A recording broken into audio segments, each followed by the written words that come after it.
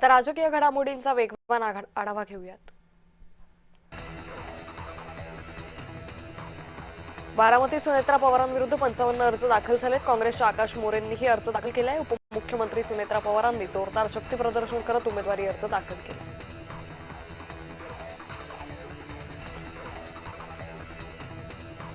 खरात प्रकरणात एसआयटी एकनाथ शिंदेंची चौकशी करणार का, असा सवाल ठाकरे गटाच्या उपनेत्या सुषमा अंधारे यांनी केलाय। दमानिया यांच्या म्हणण्यात तथ्य असल्यास त्याचा तपास व्हायला हवा, अशी मागणी अंधारे यांनी केली। अशोक खरात प्रकरणी अंधश्रद्धेला खतपाणी घालणाऱ्या मंत्री, आमदार आणि अधिकाऱ्यांच्या हकालपट्टीच्या मागणीसाठी मार्क्सवादी कम्युनिस्ट पक्षाच्या वतीनं राज्यभर तीव्र आंदोलन करण्यात आले।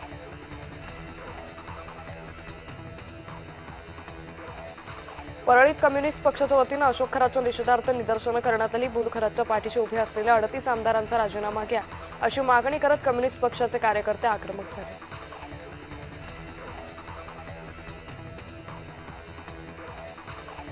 पार्थ पवारांकडे राजकीय परिपक्वता आहे की नाही हे माहीत नाही, असं भाष्य करत शरद पवारांनी पार्थ पवारांना डिवचले।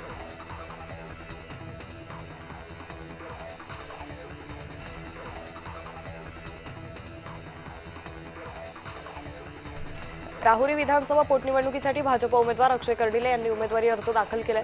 वडील शिवाजी कर्डिले यांच्या निधनानंतर त्यांच्या जागेवर अक्षय कर्डिले निवडणूक लढणार आहेत।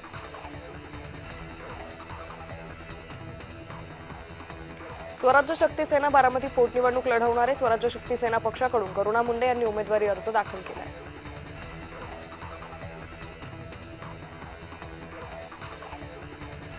बारामती आणि राहुरी पोटनिवडणूक बिनविरोध होण्यासाठी महायुतीकडून शेवटच्या क्षणापर्यंत प्रयत्न होत आहेत, अशी प्रतिक्रिया मंत्री चंद्रकांत पाटील यांनी दिली।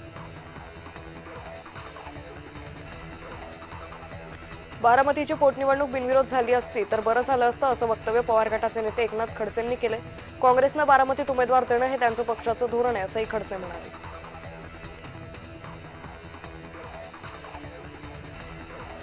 भाजपाच्या विचारसरणीला विरोध म्हणून बारामतीच्या निवडणुकीच्या मैदानात उतरलो, अशी प्रतिक्रिया काँग्रेस उमेदवार ॲडव्होकेट आकाश मोरे यांनी दिली।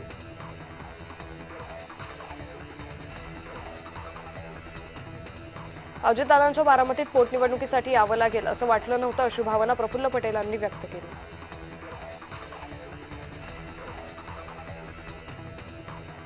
काँग्रेसला त्यांच्या पक्षासाठी निर्णय घेण्याचा अधिकार आहे। बारामतीत काँग्रेसनं उमेदवार देण्यावर शशिकांत शिंदे यांनी ही प्रतिक्रिया दिली।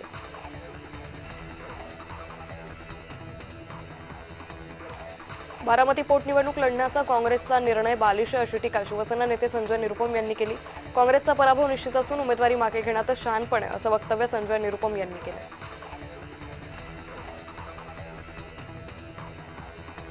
बारामतीची पोटनिवडणूक बिनविरोध व्हायला हवी होती, संभाजीराजे छत्रपती यांनी हे मत व्यक्त केलंय।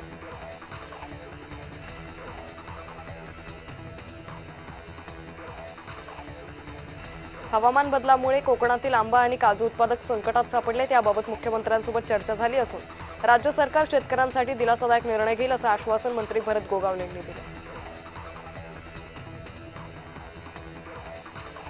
खासदार धैर्यशील माने सोलापूर दौऱ्यावर होते। सोलापूर लोकसभा संपर्क प्रमुखपदी निवड झाल्यानंतर त्यांचा हा पहिला दौरा होता।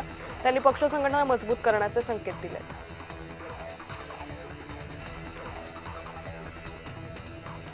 काँग्रेस आणि पवार गटाला पंढरपुरात खिंडार पडणार आहे। काँग्रेसचे भगीरथ भालके आणि पवार गटाचे अनिल सावंत शिवसेनेत प्रवेश करणार आहेत। पुण्यात आम आदमी पार्टीचे युवक प्रदेशाध्यक्ष मयूर दौंडकर यांनी पक्षाला रामराम करत भाजपात प्रवेश केला। भाजपाचे प्रदेशाध्यक्ष रवींद्र चव्हाण यांच्या उपस्थितीत मुंबईत पक्षप्रवेश पार पडला।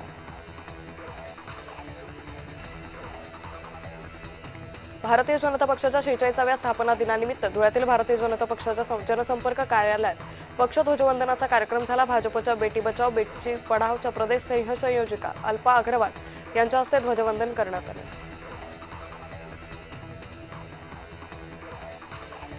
भाजपच्या स्थापना दिनानिमित्त नागपुरात कार्यक्रमाचं आयोजन करण्यात आलं होतं। यावेळी भाजपची स्थापना पंतप्रधान बनण्यासाठी नाही, देश मजबूत करण्यासाठी झाली होती, असं वक्तव्य नितीन गडकरी यांनी केलं।